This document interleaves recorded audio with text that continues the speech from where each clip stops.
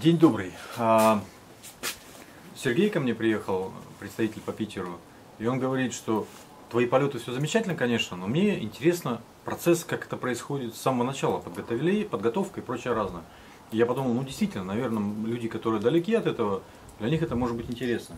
Поэтому мы сегодня сделаем видеоотчет о полете, начиная с самого начала, вот прям вот с переодевания. Итак, с чего я начинаю обычно? Вот установка, у меня там уже мало топлива, сейчас нужно заправиться. Значит, заправляемся. Вот у меня есть баночка 3-литровая, так как двигатель двухтактный, то нужно заливать его маслом, и чтобы ровно все было, то я через 3-литровую банку это делаю.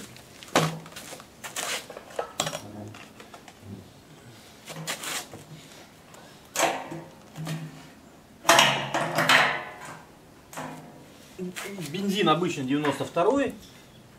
Даже не 95-й? Да, по большому счету без разницы. У нас тут 95-й хуже 92-го.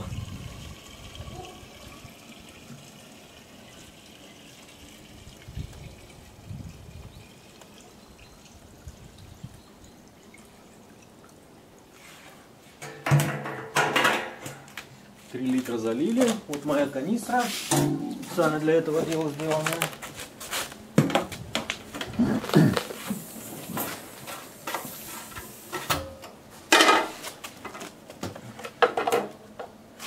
Немножко прольется, как обычно.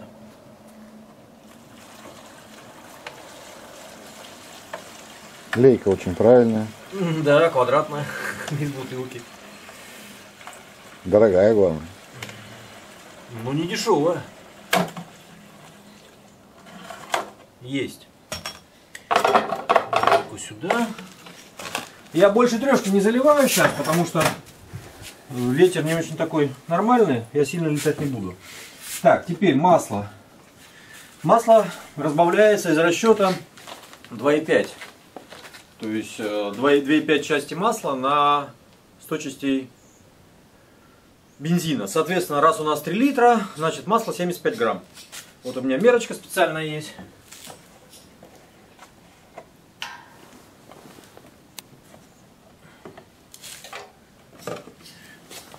Так, не очень хорошо видно. Ну вот я так смотрю, заливаю. Ах ты ж, первый раз за все время пролил.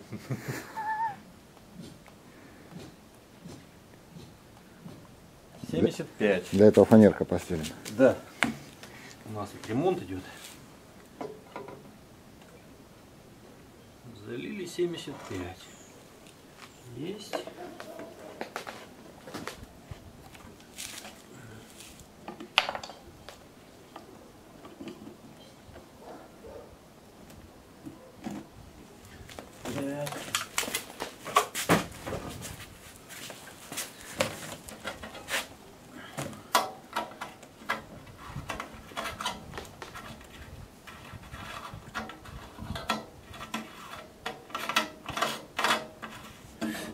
Размешаем.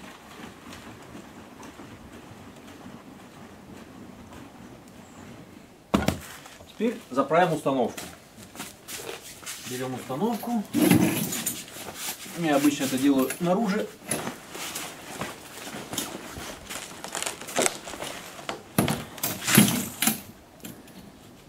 Выставляем ее.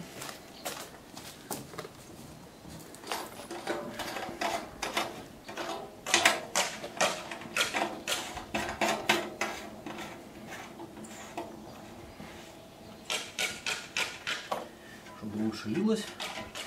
Откручиваем воздухом.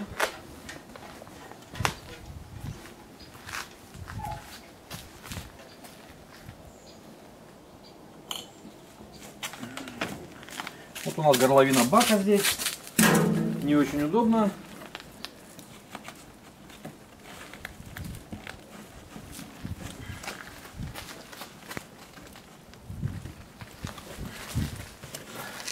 Я бы сказал, вообще неудобно.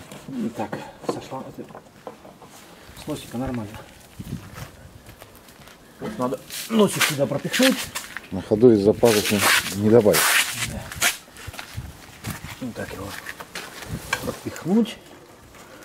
согнуть, ставить, Поднять. и заливать.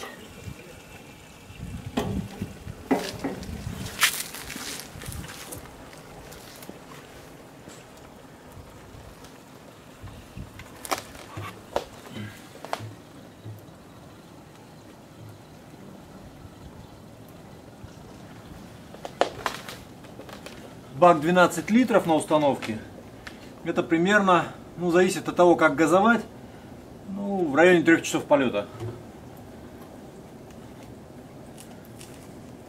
Средняя скорость установки, собственно, 50, 50, 52. Соответственно, при штиле на полном баке можно пройти до 150 километров. Что, в общем-то, немало. Главное не забыть крышку закрыть. Иногда такое бывает. Существуют еще специальные транспортные крышки без отверстия. Но у меня их нет. Я читал про них. Если наклонить, будет выливаться? Да, он немножко выливается. Закидываем установку. Не забудь. Закидываю установку в машину.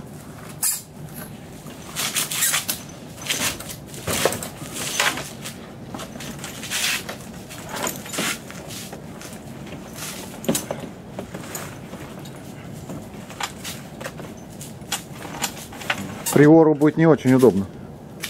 Так, установка есть. Теперь ограждение.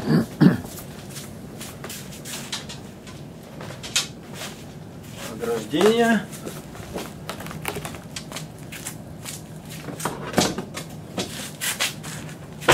А Это винт? есть. А винт? Все последовательно. Есть определенный протокол сбора. Если нарушать последовательность сбора, наверняка что-нибудь забудешь. Поэтому я для себя, ну, это мой протокол.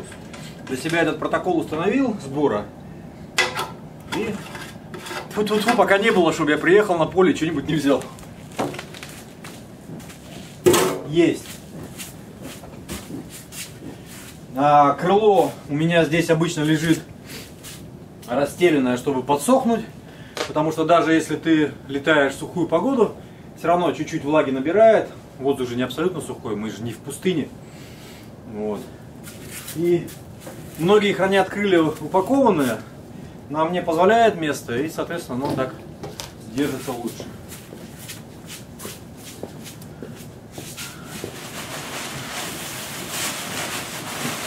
Крыло.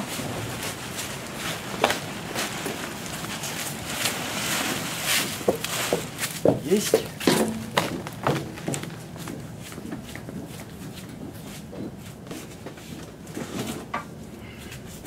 Винт.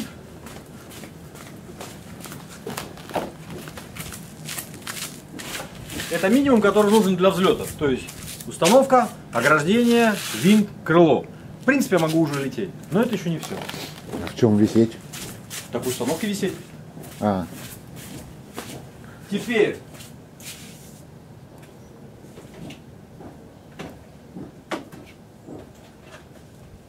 в обязательном порядке шлем. Без шлема летать нельзя. Вот этот шлем, он с гарнитурой, радиофицированный. То есть подключаешь рацию, микрофон и можно держать связь с землей. Это FlyMaster для того, чтобы регистрировать данные полета. Ну и видеокамера нашлемная. Это я кладу на переднее сиденье. А, Серега на переднем поедет, поэтому сюда кладу. Есть. Так, теперь одеваемся. У нас плюс 10, но это ни о чем не говорит. То есть одеваться надо как зимой. Единственное, только что зимой я одеваю термобелье еще под низ. Ну а сейчас могу себе позволить так. Значит, тепленькие носочки. Эко.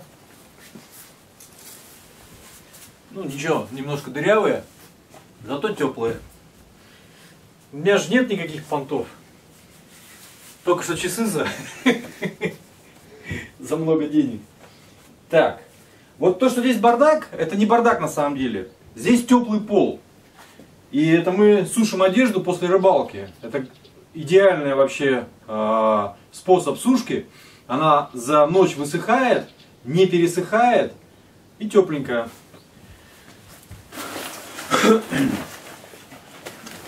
Я одену сразу штаны. Прямо на джинсы.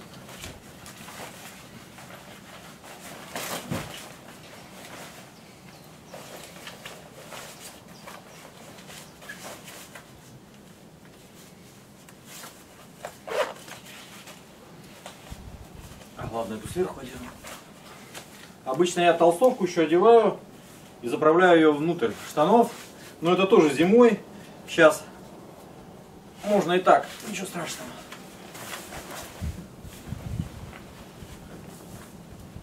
Есть.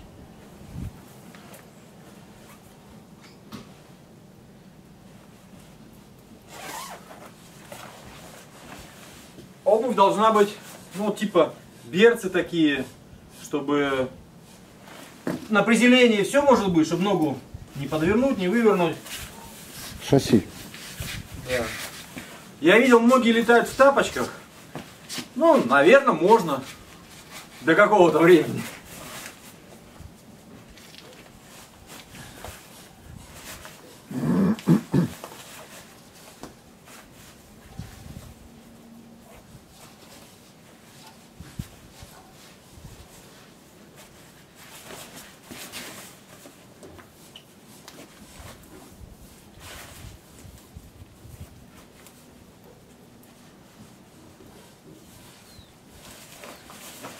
В обязательном порядке перчатки должны быть.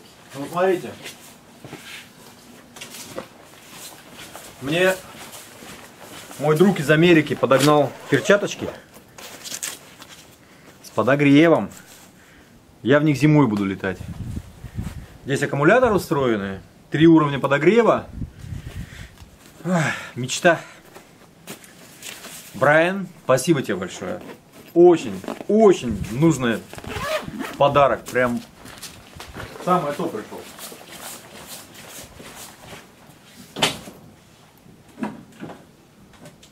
А сегодня я полечу в обычных перчатках. Многие их на видео уже видели. Кожа, мех, 5 евро на заправке. Или 7 евро на заправке в Финляндии. По этой погоде самое то.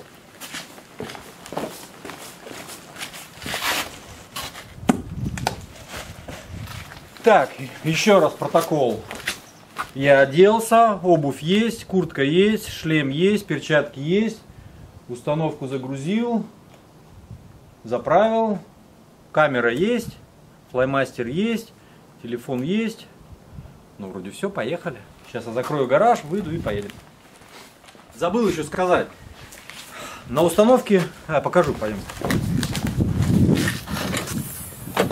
Вон, видите, красненькая вот эта штучка, вот так вокруг установки идет. Это Агама. Это на система спасения на воде. В случае попадания установки в воду, там срабатывает пиропатрон, и она надувается и держит и пилота, и установку на воде. Но помимо этого еще, плюс к этому, я в обязательном порядке, когда над водой летаю, я одеваю спас-жилет. Вот он у меня висит. Спас-жилет 95 килограмм. И при приземлении на воду, при приводнении, если я вижу, что я приводняюсь, и у меня есть возможность и время, я расстегиваюсь из подвесной, чтобы перед самой воды выскользнуть. Чтобы установка меня стропами не накрыла, куполом не накрыла. И так как я в спас-жилете, то в принципе нормально. И установка за счет Агамы будет на плаву. А там я уже буду решать, куда мне бросать установку или буксировать ее к берегу, в зависимости от того, где я приземлился. Вот. Но сегодня я над водой летать не буду, поэтому мне этой Агамы достаточно, на всякий случай, мало ли где-то вынесет на воду. А жилет одевать не буду. Вроде все, поехали. Приехали на поле, значит, алгоритм таков. Я сначала собираю установку полностью, потом оттаскиваю установку на место старта, тащу туда крыло, раскладываю крыло, одеваюсь, цепляю установку, завожу, прогреваю, цепляю крыло и взлетаю, если все нормально. Ветерочек сегодня, ну, там до 5, наверное. Не очень хороший, он то дунет, то опадет. И направление меняется. Но так как мы будем на середине поля, то вот этого ротора, смена направления, ну, надеюсь, будет поменьше. Смена направления чем плоха. Я, например, разложил крыло, что у меня ветер встречный. А в момент старта он начинает оттуда дуть. И крыло заворачивает, не очень удобно. Ну, посмотрим.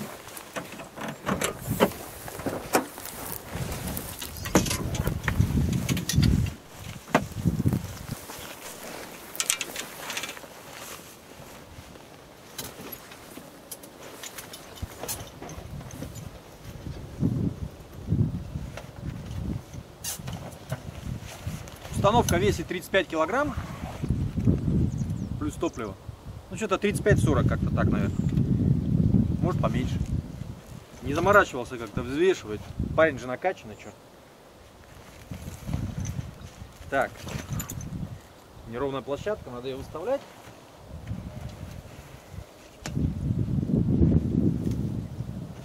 Собираем ограждение. Очень просто собирается все. А ты, Серега, стоишь далеко, плохо микрофон будет работать. Зато все видно. Собираем, фиксируем липучками. Так как я несколько раз достаточно неудачно приземлялся, чуть-чуть бился установкой о землю, у меня внизу небольшая деформация, и трудновато ее будет ставить.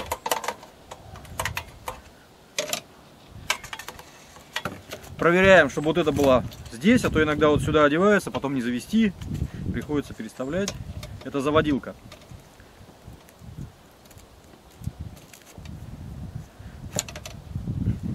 Заводилку сразу цеплять нужно, чтобы потом не забыть, иначе придется прям по плечу тереть. Больно. И куртку я себе так порвал. Есть. И теперь цепляем нижние части, вот эти.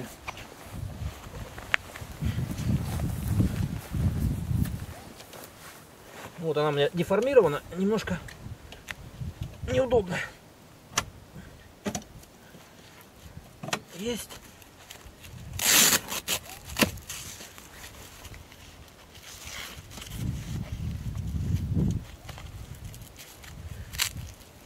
Есть и вторая сторона.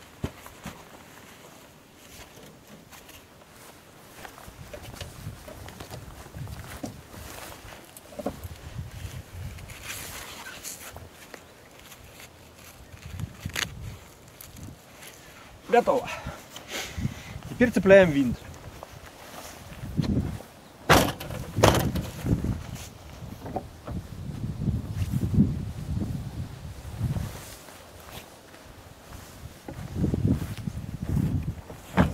Значит, винт берем. Вот здесь кармашек есть. Показывай, Серега. Все с собой. Вот тут у меня муфточка. Вот это муфта для карбонового винта. У нее другая толщина. Вот есть такой инструментик мультитул подгона от производителя установки. Но мне нужен сейчас вот этот ключ. Значит, винт вращается против часовой стрелки. Соответственно, вот у него скос. То есть он вращается вот так. И лопасть отбивает поток сюда, назад. То есть если винт поставить по-другому, он будет тягу в другую сторону. Полетишь в другую сторону. Да. Надеваем.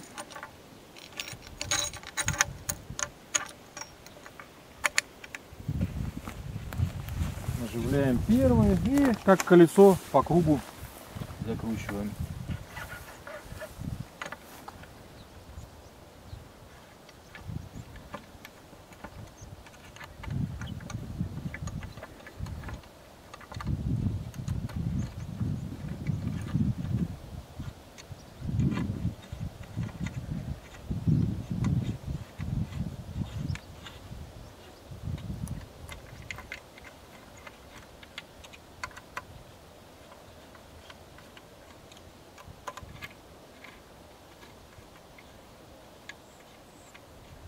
И обтягиваем.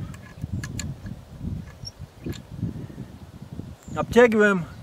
Но, наверное, нужен какой-то момент определенный. Но это все по ощущениям. То есть он должен быть плотно затянут, но не так, чтобы дерево трещало. Потому что если затянут будет неплотно, и у вас винты разболтаются в полете от вибрации, то есть риск потерять винт. что очень неприятно. Особенно, когда, типа как я, лечу над водой, над озером, где 10 километров воды в одну сторону, 10 километров в другую сторону. И, соответственно, посадка только на воду, других вариантов нет. Поэтому вот винт перед каждым полетом, даже если вы не снимаете, а я зачастую ленюсь его снимать, эту установку именно так гружу, обязательно надо протянуть, посмотреть, нормально ли он затянут. Есть. Ключик на место, кармашек закрыл.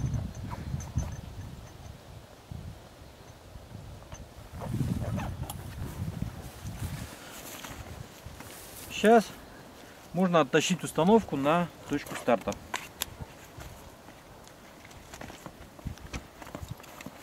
Я ее просто на плечи накидываю.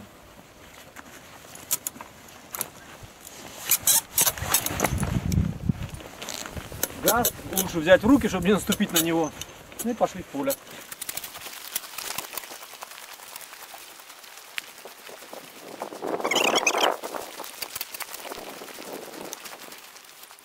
Здесь сейчас заберем купол, оденемся.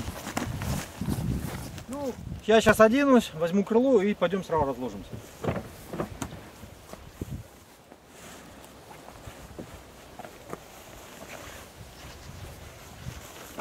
Одеваю куртку. Вон на плече видно, да? Это вот завел. Завел без пристегивания карабина. Все мы учимся на собственных ошибках, но лучше учиться на чужих. Дешевле выходит. Есть. Так. Значит, вот флаймастер. Обычно он крепится вот сюда на ногу. Такая специальная штучка. Но сколько я не пробовал, он у меня нормально не держится. Я когда начинаю разбегаться, он выскальзывает и болтается. И потом в воздухе приходится его поправлять. Очень неудобно. И он показывает высоту, направление, куда лететь. Ну, в общем, здесь куча функций. Я ими не пользуюсь в связи с тем, что я знаю все здесь. То есть я ориентируюсь нормально даже через облачность. А поэтому я его сейчас использую просто как регистратор. Данные по высоте, данные по скороподъемности, по снижению, по времени в воздухе и прочее. Нам включается элементарно. Нажимаем меню, Enter. Все, он включен. Как только я оторвусь от земли, он автоматически начнет все считывать. И я его просто вот сюда убираю в карман. И больше он мне до конца полета не нужен.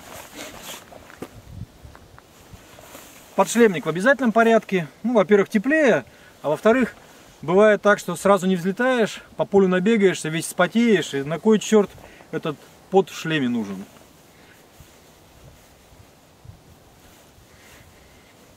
Мне посоветовали купить подшлемник мотоциклистский BMW и шелковый, говорят, вообще изумительный. Что-то все руки не доходят, поэтому пользуюсь вот обычным этим хлопчатобумажным для лыжев.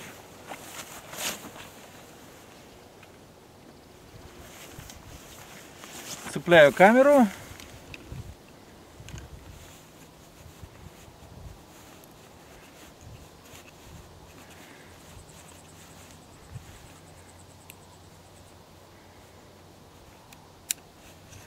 Защелкнул все. Ну и плюс у меня здесь еще страховочка на всякий случай. Крепление, кстати, самостоятельно сделали. Потому что соневские родные какие-то вообще безумных денег стоят.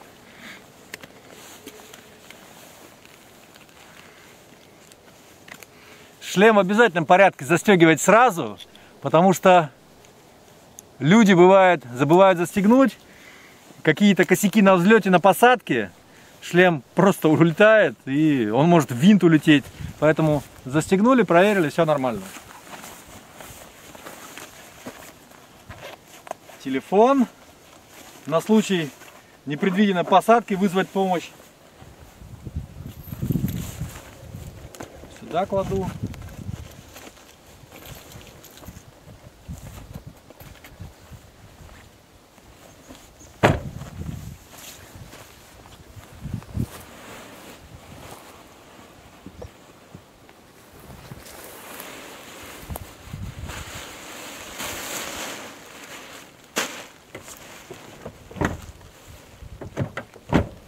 Закрываю машину.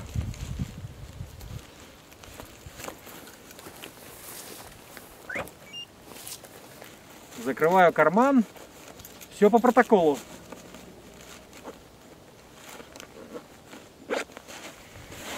И пошли.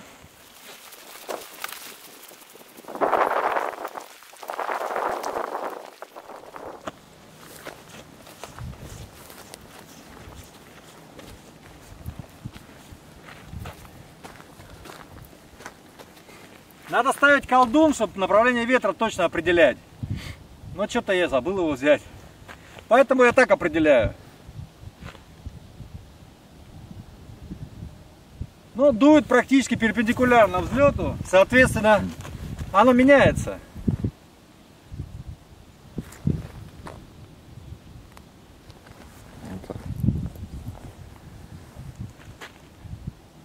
Соответственно, крыло раскладываем против ветра. Раскладка крыла. Желательно раскладывать его так, чтобы была минимальная возможность зацепления, чтобы не было веток, травы высокой и прочее. Ну вот я здесь на песочке сейчас разложусь. Значит, раскладываем крыло против ветра. И сейчас я покажу все.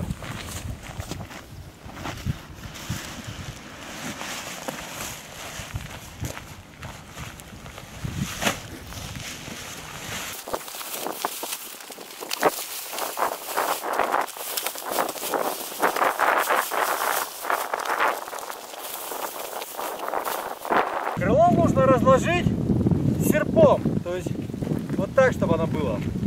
Соответственно, я основную часть выдвигаю вперед и начинаю так его расправлять.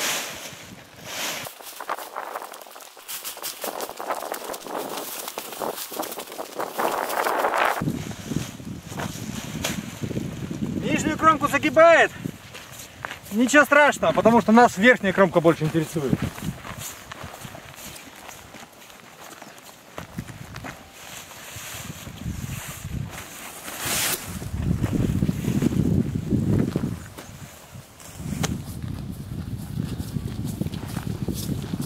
Сейчас надо пробить стропы, чтобы не было запутанных. Делается это так. А ты ближе подходи, прямо отсюда, вот сзади. То есть вот это А-ряд передний.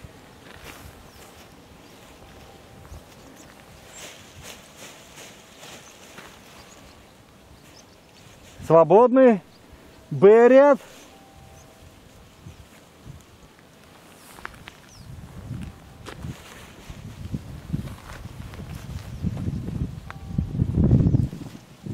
Свободный. Д-ряд.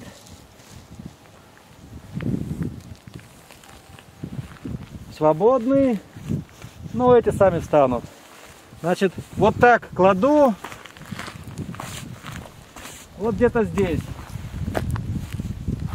А-ряд вверх. Я здесь буду подцепляться.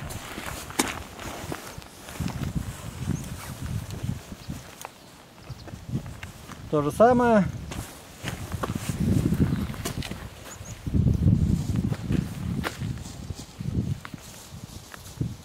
Ага, вот видите, веточка. Ее надо обязательно убрать. Потому что она в момент взлета все перепутает, и вы не взлетите.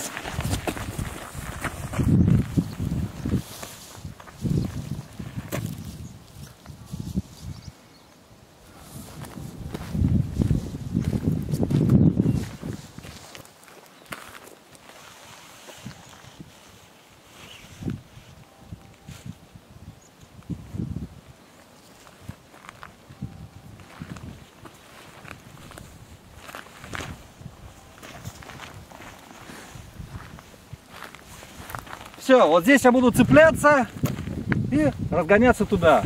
Сейчас нужно завести установку, прогреть ее, и в принципе я готов к полету.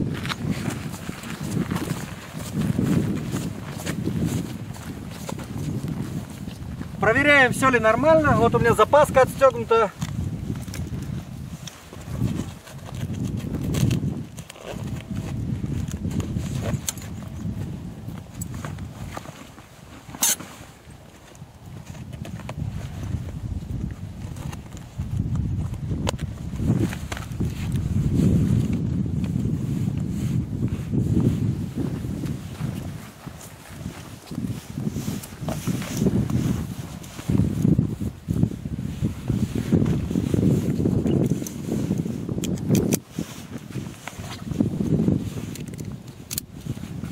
Так, накачиваем бензин. Вот здесь груша.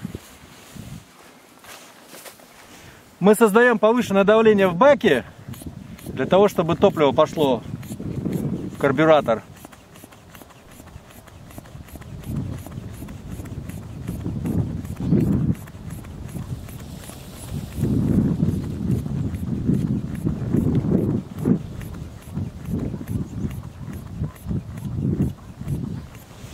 Есть. Нажимаю. Вот здесь кнопка на карбюраторе. Вот тут, вот с этой стороны. Отсюда не видно, Серега, вот тут. Почти. 2 раза по полсекунды, чтобы топливо в карбюратор пошло. Одеваю установку.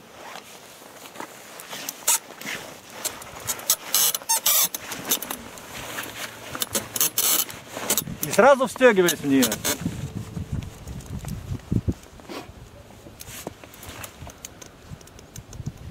Лучше сразу стегнуться, потому что в горячке можно забыть это сделать. А взлететь не встегнутым, наверное, будет не очень приятно.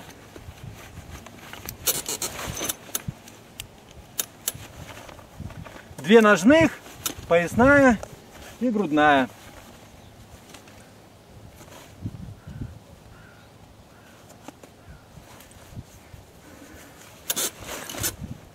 Сейчас я заведу, прогрею и потом подойду, подцеплюсь к установке. Всегда, когда заводите, нужно давать команду от винта, потому что сзади кто-то может подойти, и это будет печально. От винта.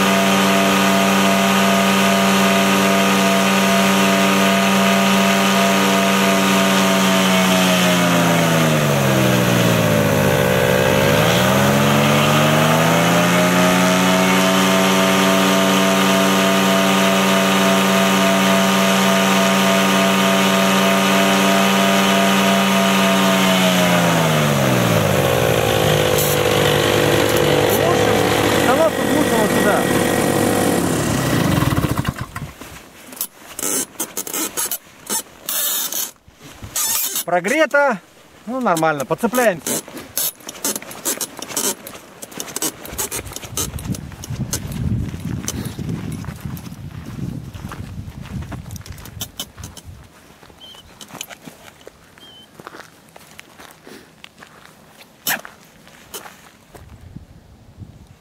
Значит, подцепляемся так.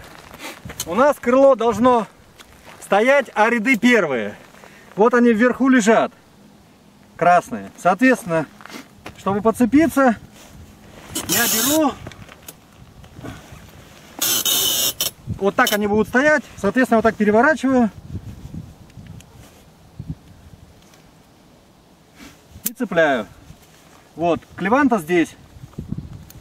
И второй ряд точно так же.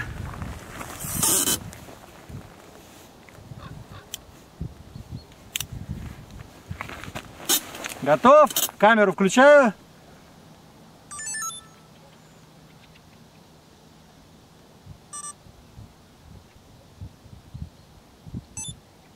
Запись пошла, красная горит.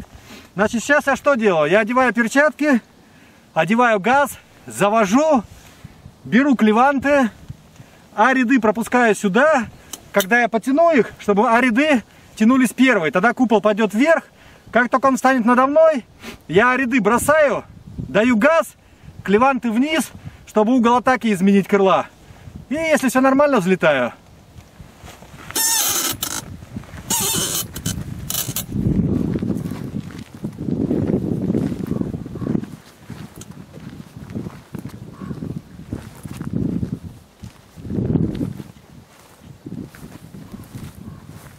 фиксируется.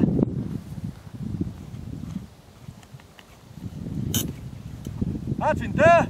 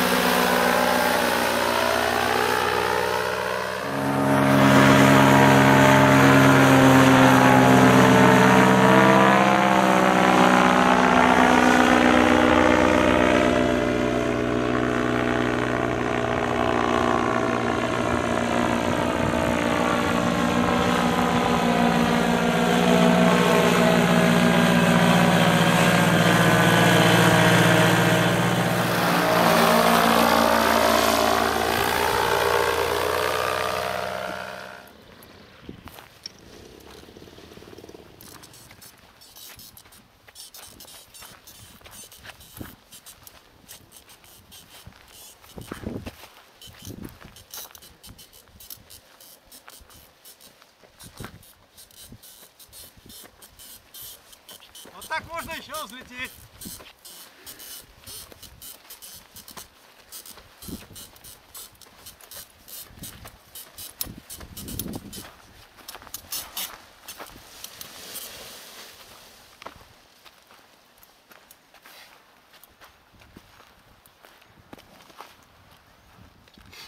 Ну как-то так. А, кстати, очки я одеваю только там, потому что пока здесь бегаешь, спотеют все. Будет неудобно. Ну вот так, сейчас расстегнусь, посмотрим прибор. Что там у нас?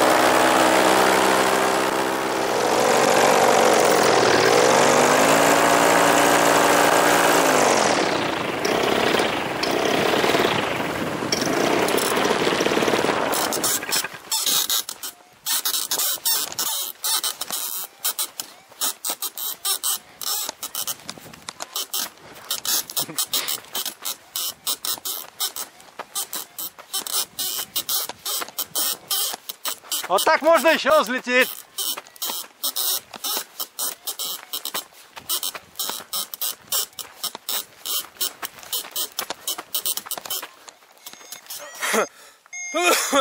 Сейчас посмотрим, что прибор нам показывает. Его нужно сначала выключить, потому что он все считает еще, что мы летим. Сейчас я его выключу, он в лог полета это запишет. Вот, опять включаем.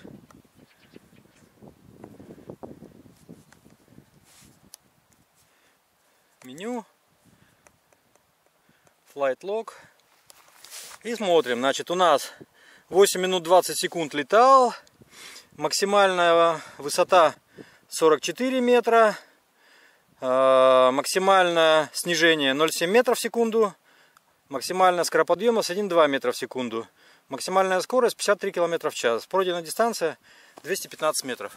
Но с дистанции он что-то косячит, потому что я когда шел, летел через Валдозеро, через Кирасозеро и сюда, у меня по гуглу получилось что-то там в районе полтинника. Он 19 километров показывает.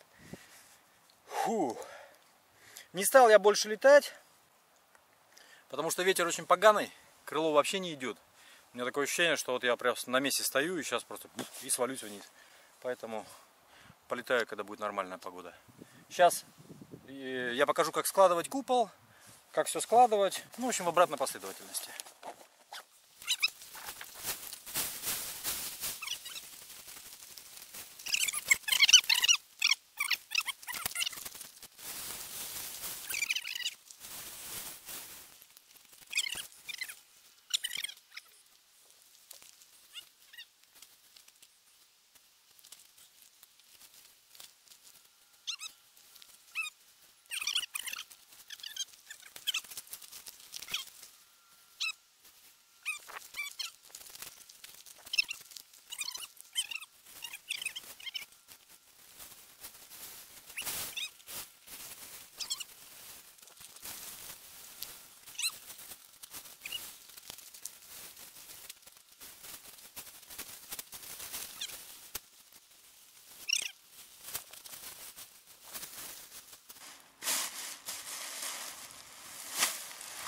Все.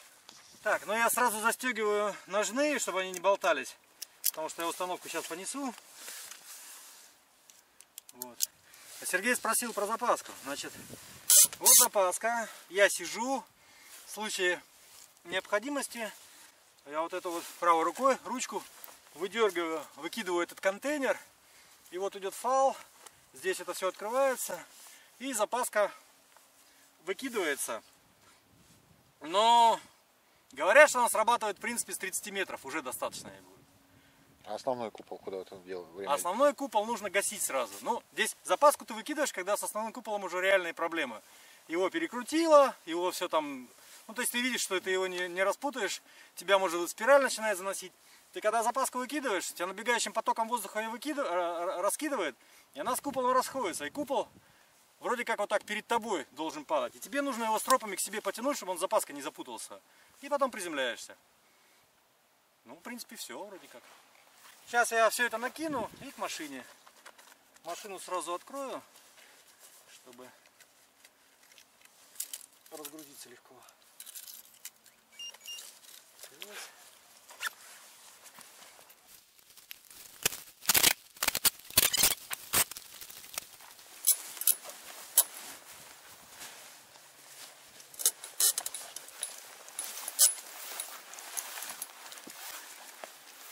Ну, сейчас будем установку разбирать.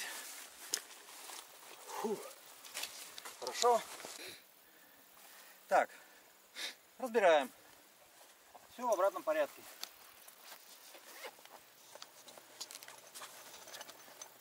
Ключик.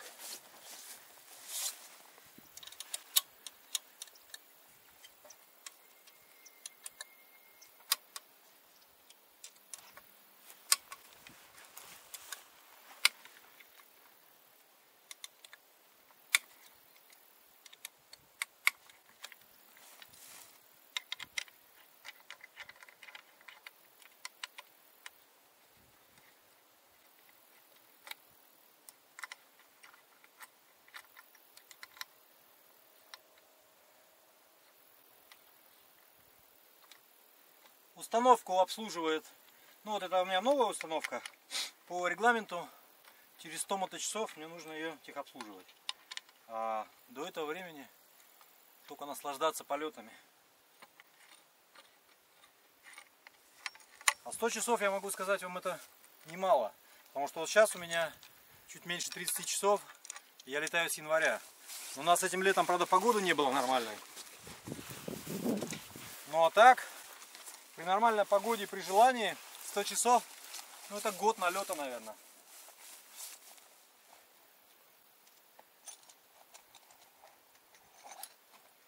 Так. И в обратном порядке все это раскидываем.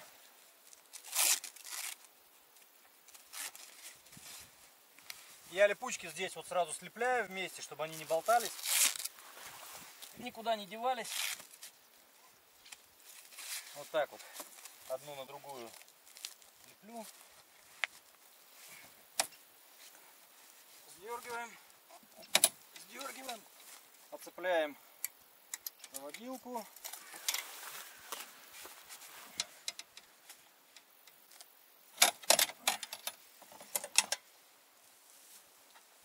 Установку сразу на место. Газ я беру вот сюда между плечевыми, обматываю, чтобы он никуда не делся, не зацепился ни за что.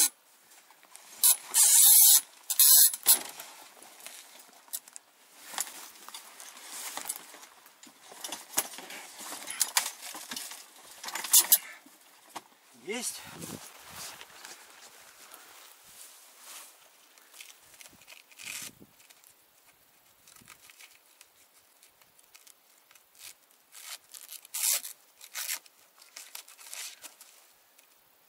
Расцепляем.